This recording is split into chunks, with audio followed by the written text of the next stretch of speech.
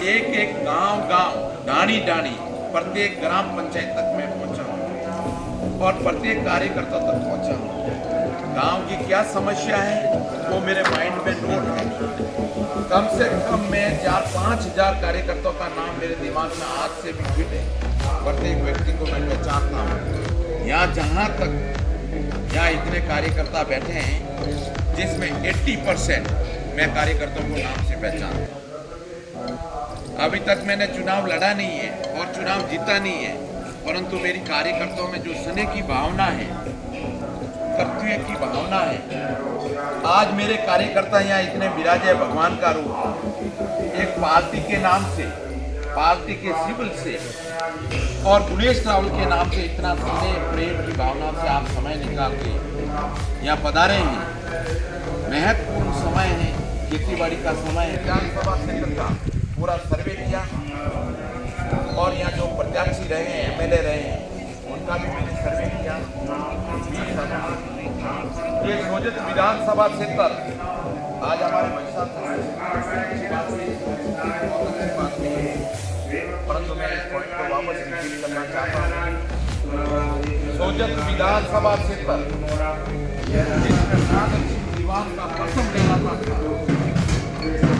और दिल्ली को एक आवाज थी कि सोजत विधानसभा क्षेत्र है तो कांग्रेस का गढ़ है, परंतु उस ब्राह्मण देवता ने, लक्ष्मी नारायण दवे ने कठिन मेहनत की, गांव गांव, डाणी डाणी घूम घूम के इस पार्टी के कमल के फूल को खिलाने के लिए 2 बार उनकी हार हुई, तीसरी बार वेदनाथ महादेव की कृपा हुई और 2003 के अंदर कमल का फूल खिलाया और उस कांग्रेस के गढ़ को समाप्त किया। पहली बार 2003 के अंदर लक्ष्मी नारायण दवे के नेतृत्व में कमल का फूल खिला और उनका मैंने ये किया, महादेव की कृपा से 3-4 पद मिले और सोजत की जनता को उन्होंने भगवान मान के जो विकास का काम किया, उसकी बदौलत से आज पार्टी 15-20 साल तक मजबूत रही है। उन्होंने विकास के काम में कोई कमी नहीं रखी। मैं गांव गांव, डाणी डाणी तक पहुंचा। हर कार्यकर्ता कहता है कि लक्ष्मी नारायण दवे साहब बहुत अच्छा काम किया। अच्छे आदमी होंगे तो अच्छी बात कहेंगे।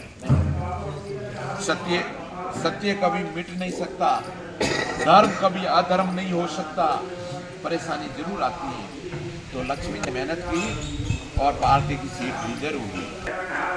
जो भी है हाईकमान ने तय करके वापस पार्टी ने टिकट दिया और मोदी जी की लहर की वजह से मोदी जी का आज हिंदुस्तान में नहीं विश्व के अंदर डंका बज रहा है।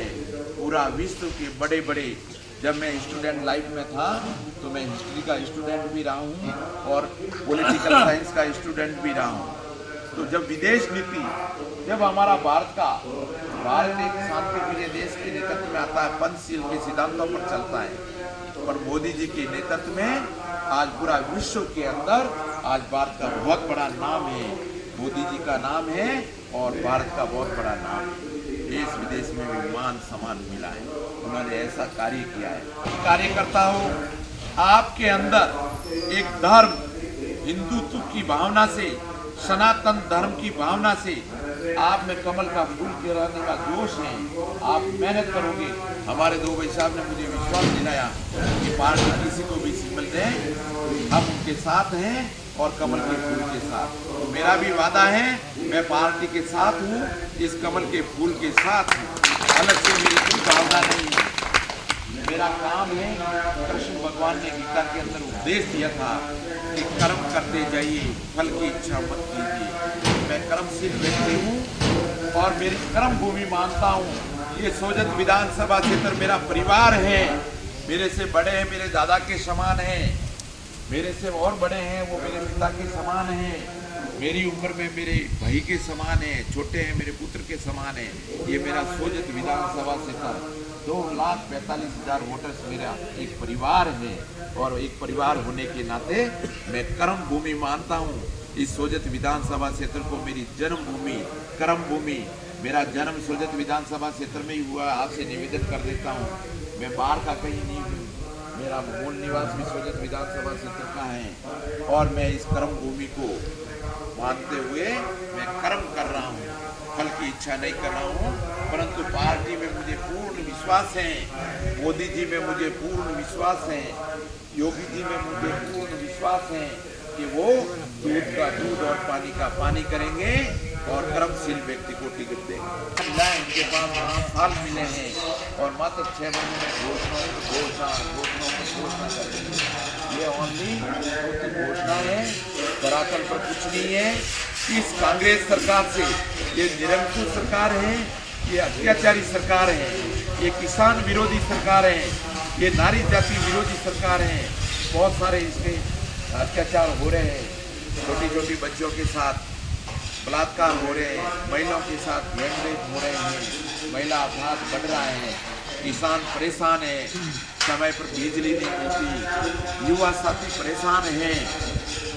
राजस्थान के अंदर आप लोगों के भी बच्चे होंगे, हर किसान का बच्चा, हर मजदूर का बच्चा कठिन मेहनत करता है, डिग्री प्राप्त करता है, जयपुर जाकर कोचिंग करता है कि मैं कोई अफसर बनूंगा, सरकारी वकील बनूंगा, सरकारी कोई अफसर बनूंगा।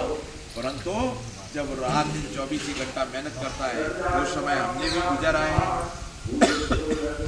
17 बार पेपर लीक होता है और युवाओं को निराशा मिलती है, सपना चकनाचूर होता है। इसलिए युवा साथी इस कांग्रेस सरकार को, महिला, युवा साथी, किसान, मजदूर सभी इस कांग्रेस सरकार को उखाड़ के फेंकेंगे और भाजपा का आप एक भी रहिए।